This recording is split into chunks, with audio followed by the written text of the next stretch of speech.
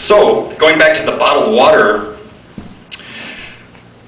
being in a highly critical environment, I started to create sculptures.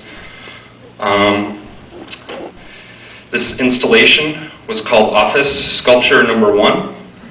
I placed little piles of these bottled water jugs in every corner of the room and on the wall so people could kind of walk through. And then they were also placed in little piles in the middle. So these are the only photos I have left. And there's another one. Sainsbury's is like jewel in London. And actually, I'll leave that up there for a minute. This idea of putting office on something just very stark. It was maybe a branding strategy. I think it was more subconscious at that point in my life. But you know, it looked good, and so I kept it. Moving on. Almost done with this part. You guys having fun? Yeah. All right. Obviously, I'm not a public speaker. Okay, so moving on. This is Office Sculpture Number 2. These are very hard to see. I'll try to. They're actually blurry photographs too. That is a cell phone hanging from the ceiling, and in the background, there's actually pieces of Xerox paper hanging from the wall. I can kind of see it. It's hard to see on this thing here. I filled an entire room with Xerox paper, and from the ceilings just covered it. I really liked Xerox all of a sudden. I was like, oh, okay, Office, let's bring in the Xerox paper. Let's be literal. But I had these cell phones hanging from the ceiling, and I had people standing in the other room that would call these cell phones, and they would ring intermittently while my professor was kind of walking around the room looking at it. So he'd walk, one of them would be right by his ear and it'd start ringing, and then he'd walk over here and they were kind of chasing him. So I thought it was definitely like a performance, but you can see. I know, it's weird. My mom is very proud. All right, this is, you can see different Xerox pages here on the wall. I don't know, I was probably smoking pot at the time. Maybe, I don't know. So we'll move on. That was Office Sculpture Number 2. It never dawned on me that, I was just going with it, So I was very young at the time, and I didn't want to think too hard about it. Everything was very subconscious. So I noticed that people were walking around London with these new things called cell phones, and I thought that was really interesting because before that, I'd never seen anybody, not too many people had cell phones. It was kind of like you had the big one that you kept in your car, that you plugged into the car just in case. And all of a sudden I got over there and everybody had them. And I was like, wow, this is weird. This is like a cultural phenomenon. Remember, this is the year 2000. Way back when. I'm going to keep going.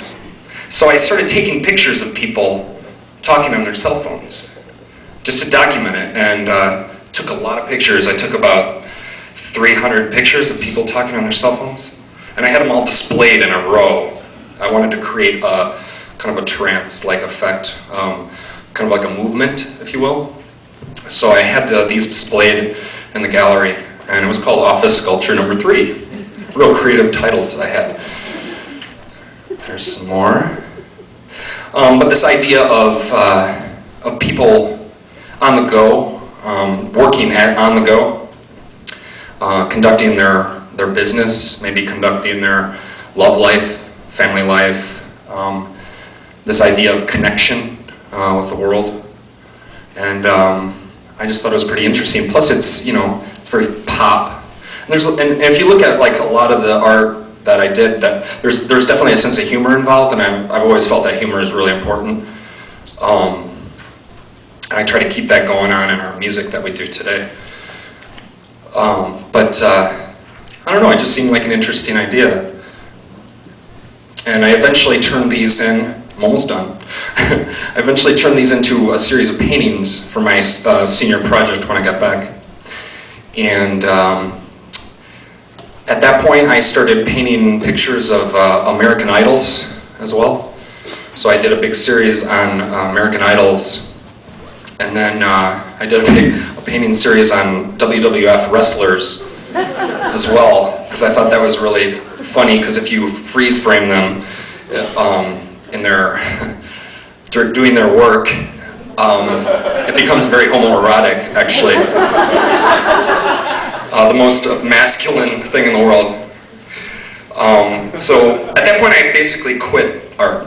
I was like, okay, I feel like I've figured this out, and all of a sudden I was like, okay, how about if I start bringing my music into this? What would that be like?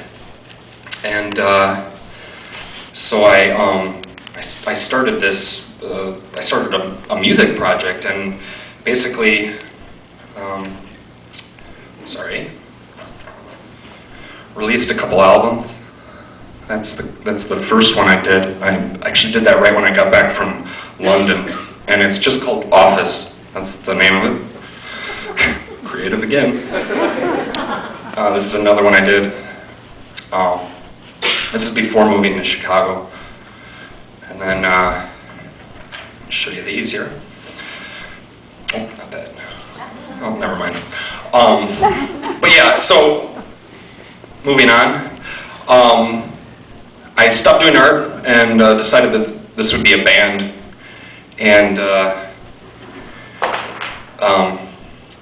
actually that's the picture I want to show.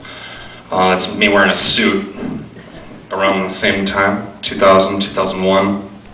And this idea of, playing a character, if you will, actually being the character, bringing the theater element into it, or making your life a performance. And so I would walk around with my briefcase, and this is the one. Still have it, it's falling apart, but yeah, and I would just develop from there. And I moved to Chicago right after September 11th, and because I just knew that Detroit, where I was from, wasn't the area that I wanted to be in. And so I moved to Chicago knowing that this was a place to do melodic music. And I knew that the right people would be here for some reason, and they were. So I'm going to play some songs that were written between the years 2000 and 2004, and then we'll invite the band out.